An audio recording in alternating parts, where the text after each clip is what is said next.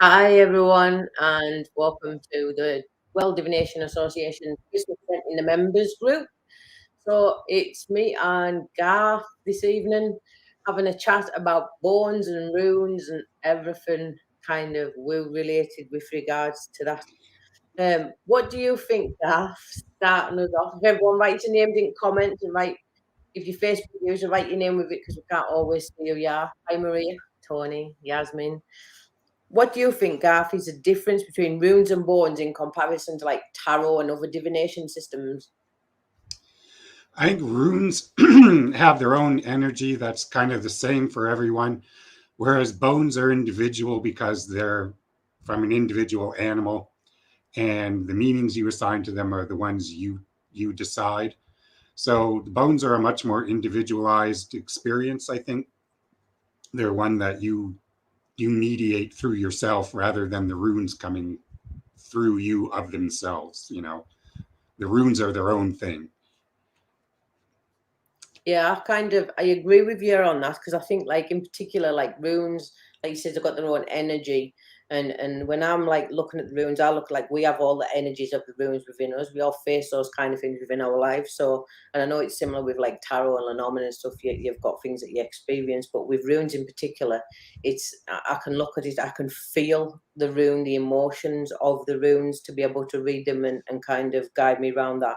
With bones, yeah, I would totally agree. It depends. It's a relationship that you're building up with that. Right. So each bone, you're kind of building a relationship up from it, and you actually kind of that grows. It's got to be something that is growing, and you've got to kind of learn what it means to you. Because some of your bones, I would say, have different meanings for you than what some of the bones that I have for me. So it's kind of where tarot and things are kind of have the set meanings that you need to kind of like follow on that, and you don't really deviate from that. But bones are very much open to um, expression in that way. Somebody's asked, do you find bones yourself in nature? Do you dig yours up in that, Garth? I don't. Um, we do have a possum skull that's guarding our basement that we found in nature, but that's all we have. I prefer to buy mine cleaned from dealers. I do have a couple bones that were found in nature. People have gifted me. Uh, yeah, I don't actively go out and look for them myself. That's a little I too don't have any involved that with the have. bones if you have to clean them and all that. You've got to boil them and things, haven't you? And I don't think I'd Yeah, like it's to a do big that really. process that I mine them all. I've got mine. you have to get all that grease off of them, and it's more of a process than I'm prepared to do. So I tend to So if just you were buy to look at mine. your rooms, Hmm? what would be your favorite rune? Like of all the runes, and when you think of it of an aspect of what it draws and what it means, what would be your favorite rune if you were to look at one? In-laws. I like that peace, that comfort inside. I have anxiety issues, so to me, that represents a break from that, letting up of that for me. It's just one I always am drawn to. I like it. I put it in all kinds of binds, and I like Othala as well. Because I think that's what a lot of people don't realize as well. You can put back, you can create binds. That's the difference, I think, with cards as well. Is that with Yeah, runes, that because the energies in this essence, you can actually create binds with them because you're actually harnessing the energies of that rune. So if you're combining them and drawing them in as a bind, it's actually quite a different way with a different use for it as yeah. well, and it's a language as well. It's a magic. You got a magic spiritual use to runes you don't get with cards, and which is really interesting. It kind of I blends know into all aspects. a lot of people are quite fearful of the runes, and I think they're fearful of understanding that the key words are kind of people are fearful of that. But sometimes I think it's a lot easier in some ways. I think when you've got that keyword, it allows you then to kind of branch out with things as well. But I think it's the actual energy that people fear because they're quite a denseness. I think they're very, very kind of, for me, they feel very earthy. And when you look at like oracle cards being all like light and airy and things like that, I know Dawn's just been on with her chibi angel cards, and they're very light and uplifting and very informative, but like runes in their essence and bones are very much like earthy and the kind of a denser energy to draw upon, I think. And I think people can be quite fearful of that. Yeah, I can see that. There's definitely more energy involved in bones and runes than in, I think, cards. It's something that comes from the tools itself rather than you bringing something to the cards. You know what I mean? It's something you have to work with, really. And I So think Yasmin's asking, can we change the energies with them? So I would say, in what way do you mean, Yasmin, with changing of energies? Because obviously, if you're looking at like binds, then yeah, it's kind of it's similar in sigils. Then it's alchemy. But if you're looking at like changing an energy of an actual rune itself, the rune's energy is its own. So you wouldn't look at changing that. You just look at incorporating other things to be able to bind with it and bring something forward from that. Tony yeah, thinks exactly. hammering is often needed with food. He says that's her favourite room, you know. Get that hammer out and smash it all apart. But no, I think as well, a lot of it is to do with like your intuition. So you're going on what you're feeling, I think, with a lot of it. And that again differs, especially when you look at the WDA and you look at what it brings in regards to systems and the knowledge that it brings and that knowledge base. But it's a lot more kind of intuition based in that aspect when you're reading like of runes or bones, and they're more open to interpretation in that way. Mm-hmm. And it's kind of there is a right and wrong with runes. You know, you can read them, but with bones and things like that, it's a lot different. It deviates from the traditional kind of structures in which card systems bring, for example. And I think that's something. It's a lost kind of reading Yeah, system. there's I think definitely it's there's kind no of been forgotten. spreads.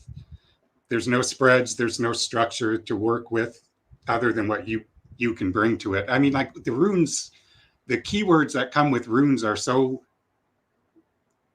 I'm not going to say vague, but they're not very specific, and they're more related to the energy of it. And so you're left going, what the hell does that mean in this situation? And so it gives you a lot more room to sit there and Yeah. open up and say, feel that energy and say, aha, and let your intuition tell you what that rune is doing in that space. And the same with the bones, because they're your bones, they're your system. You're using your intuition to say, this is what it means when it's falling like this, as opposed to this. There's no set, like an easy reverse card, this and this placement here and a Celtic cross. You have to use your intuition all the time reading runes and bones, which is And you're good. I quite mean, you differ to me, I think, a lot. hmm? You differ with me when it comes to like the reading of bones, because you like cast yours, so you'll throw Yeah. yours and cast them and actually look at how they all interact with one another as well to draw your messages, which is a lot different to the way that I do mine. So if you want it, would you like to like explain why it is with the casting as to why you use that approach more than anything, what you can draw from that? Well, when you cast them, you're using all the bones in your set, and how they fall will tell you uh, which bones are involved in the answering the question. Sometimes, if it's not involved in the question, those pieces will just fall off to the side, and you don't need to consider them. And I think it gives a lot more of a complex answer, the way they interact all through on the mat. I think there's a lot more room for your intuition to open up. I mean, I've done readings where you just reach in and grab a couple, but to me that it wasn't as clear for me because it was like too little information. I think, I don't know. It's not a way I do it. I like casting them because you get a bigger picture and you get your intuition flowing, and oh, look how this one's landing on top of that one. And Yasmin's asking what casting is. what? Yasmin's asking what is casting? So she wants to know what casting actually is, so that you can. Oh, she's got her answer already.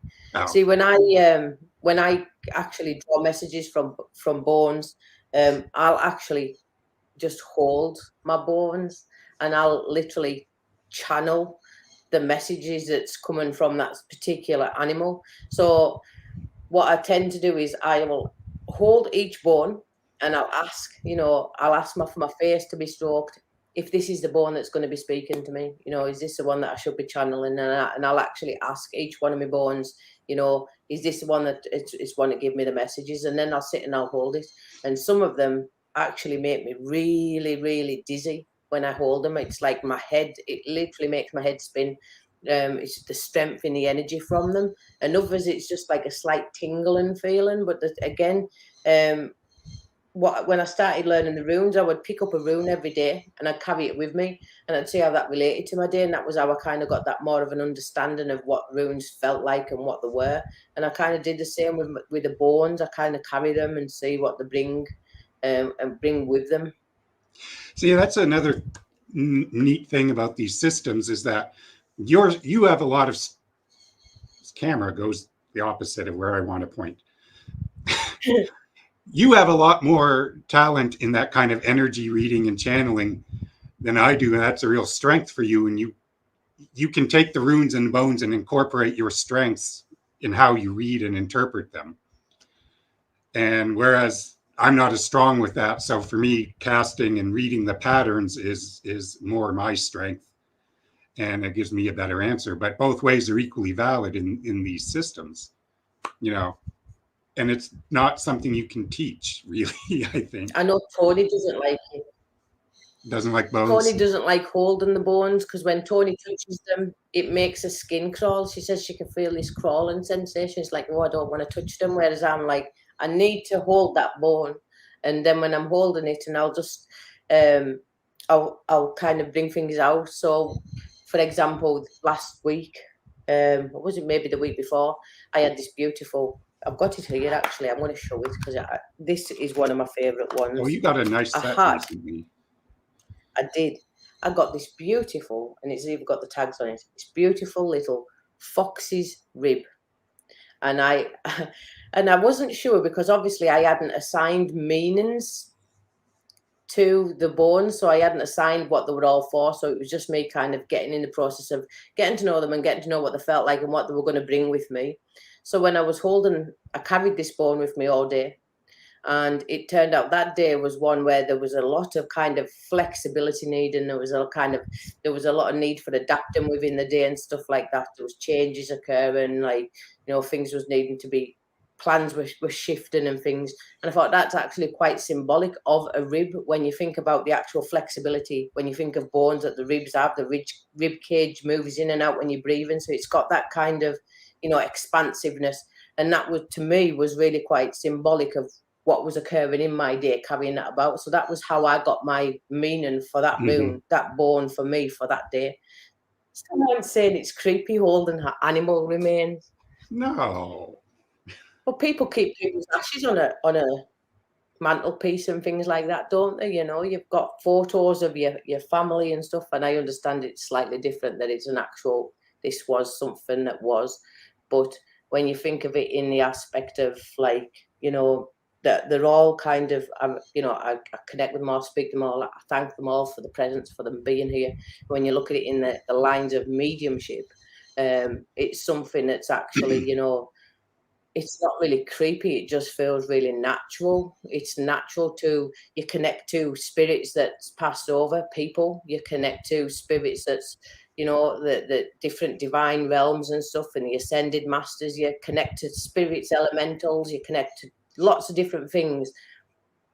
It's no That's an different important part of. That's an important part of bone reading, is that being cognizant of the spirit attached to the bones, that there is spirit attached to the bones, building a relationship, being grateful and acknowledging their role in the process, thanking them, feeding them. I give a little offering to my set every once in a while to feed and strengthen the bones and their spirits. And also, you have to recognize that sometimes the bones don't want to work with you, and you have to be able to kind of recognize that and you know say, fine, that's no problem, and set it aside.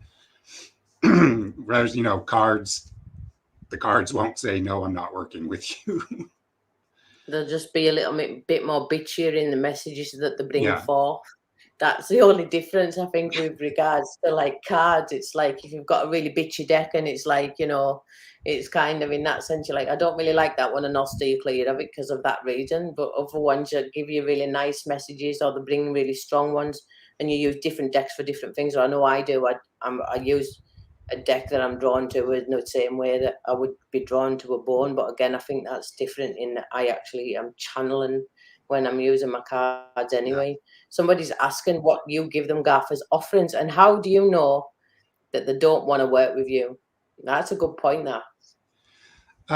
Well, for the offerings, I personally light a candle, set a raw egg in the bone set itself, tell them it's for them, and leave it overnight, and then set it out in nature when I'm done. Um, how do you know if a bone doesn't want to work with you?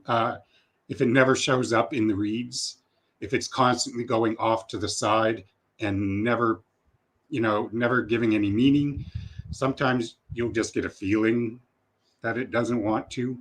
Um, I always double check with a pendulum.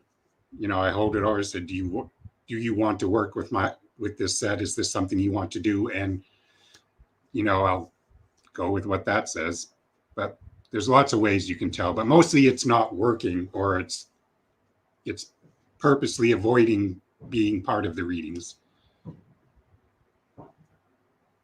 For me, it's like I say, I get my face stroked when I ask, and if it's not touchy, if I don't get that face stroke, which I ask for validation, then I know it's not wanting to kind of speak. With regards to like one of my bones, I got an actual lovely. I was looking for a beautiful. I was looking for a crow skull. It was something specific that I was looking for, and when I got it from Wheat and Chaff. Laura was on the last conference, and she had a crow skull, but she actually asked that the skull of the crow, would it be okay for you to go to Jane? And she got the yes from that. And when I got it and I held it and I had, the strength on the crown of that crow skull was absolutely phenomenal. It sent me, shivers going up me. It was immense. And when I asked, because I was saying I'm going to call it all these different names when it was coming, and that's the thing. I had an idea of what I was going to call it and everything like that, and then I held it and I was just like, it's Cornelius.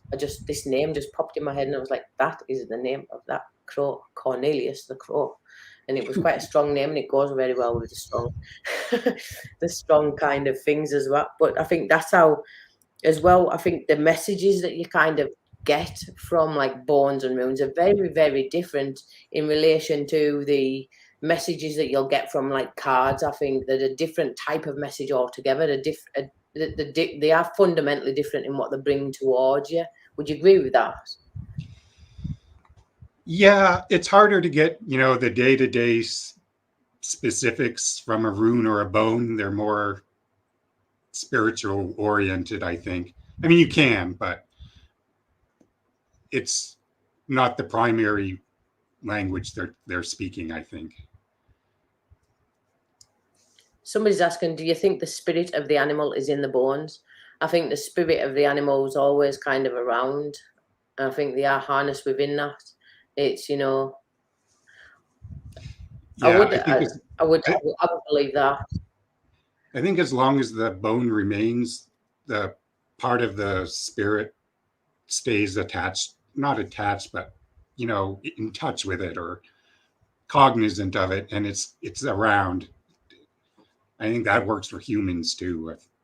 As long as you still have body parts around, your spirit is still going to be aware of it. And So it's yeah, strange as well, because some bones you can know as well. When I've held them, I've known like any ailments that the animals had as well. Obviously, it's like channeling that through. You can kind of, in the same way that you can tell what what's been wrong with people before they've passed, like what ailments have carried with them and things like that. You can draw the exact same, I would say, exact same kind of information from an animal as what you can from a human being. And I think a lot of people don't really understand that aspect. As you know, animals communicate in different ways, but you get the same kind of quality of message, the same strength as well. They're very much similar in that. Spirit is just, for me, spirit is spirit, and you know, it's all something to be looking at. But with regards to like feeling energies and things, I think like runes and bones are really great for opening you up to your intuition, but also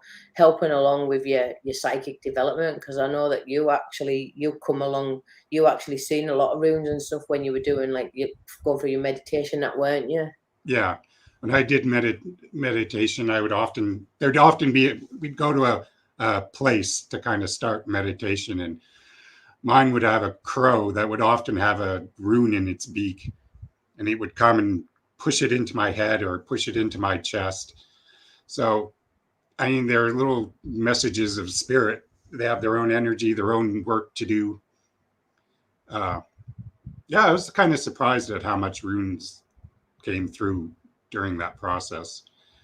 And it was always interesting, always really relevant. So, and it helped me to, when I would meditate, sometimes I'd ask Odin for more information about that rune, and he'd come through and tell me these specific details about it, and sometimes how to put it in a rune bind and what kind of bind would be good for. And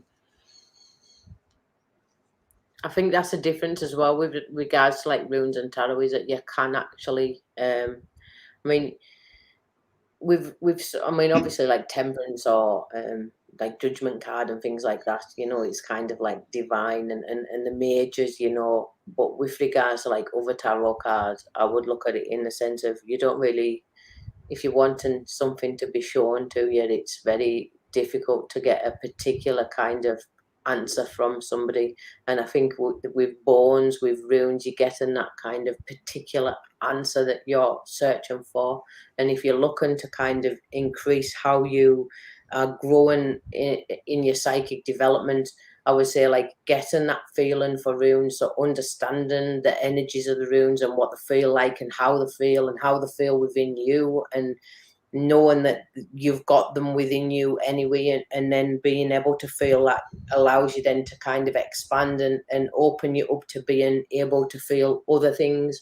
And I think that's one of the important things with like psychic development, I would say, and runes, is that they're very beneficial in allowing you to kind of, if you can get a grip of feeling the energies of those runes, you can get a feeling for anything around you really then, because everything is energy, so it allows you to really expand upon that.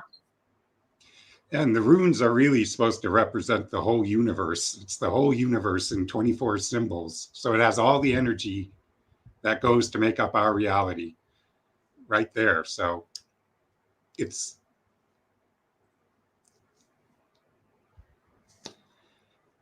I've lost what I was going to say. I think it's really exciting. It went out of my head. I think like for anybody that was really wanting to kind of grow on intuition and things, I would highly recommend runes as a starting base. If they were quite fearful of the bones, and you know, bones I'd say would be even better than runes, but I'd say, you know, like I think a lot of people are fearful of bones. Yeah. So like runes is something that, and you have to work more and I with think bones. as well, You have to work more at the and I think you relationship need, with bones than runes. and people don't really build relationships with their tarot as such. It's just people, a lot of think look at it, because obviously not everybody wants to do it in the spiritual aspect of the channeling messages, or they're channeling through those cards. So I think in that sense it's looked at very much as a system. And when you're looking at like runes and things and you're going into that channeling, you've got to allow yourself to open up to your intuition. You've got to actually trust your intuition as to what you're feeling. You've got to trust as to, you know, what it is that's coming towards you, what you're feeling within you, and that's actually just going to grow. If it's something that you're actually trusting, it's something that then going to expand, and the more trust you have, the more that it's going to grow. The more it grows, the more you're going to use it. And I think in that sense, with regards to your psychic development, I would really say that like intuition wise, it's something that would really benefit your growth that way. yeah, it's something you have to constantly exercise while you're using these systems, and that's how you build intuition is you exercise it. And I think they're really great predictions as well. hmm? And being able to foresee what's coming, being able to feel what's coming. You feel Yeah, it before you know it. And I think that's a key element with it. You're feeling these things before you're actually knowing them. So there's a big difference that way than what you get with the cards. Although you can feel the energies of each card. Obviously, you build, like if you build relationships with your decks and you go through different decks, you have a favorite that you're drawn to. You maybe like to use a certain deck for a certain type of read. Um, I've got different runes that I like to use for different things, and it's all down to how you want to channel or how open you are to it as well, how relaxed you are. Because I think relaxing into it is a big thing, and I think meditation is the one thing that's been really triggering for me, and I'm still trying to get my head around it. And I'm still trying to do it more, but it's something that you found really beneficial to you, innit?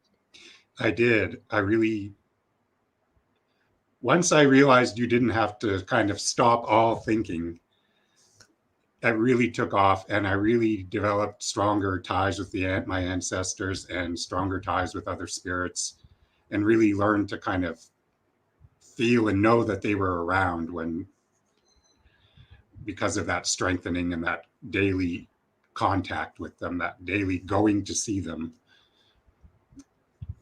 I really need to get back to it.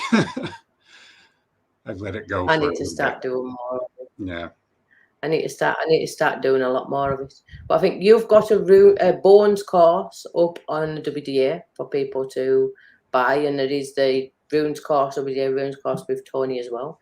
We've got a runes group. We have got a bones group, but I don't know if it's doing much at the moment. But we'll No, get the links and stuff put in. no, the bones group was just when I had a live course, it was for that. It was just for that. So it's not really a bones group. All right. Well, I can chuck any bones things in with the runes in the runes group if people are interested in doing that.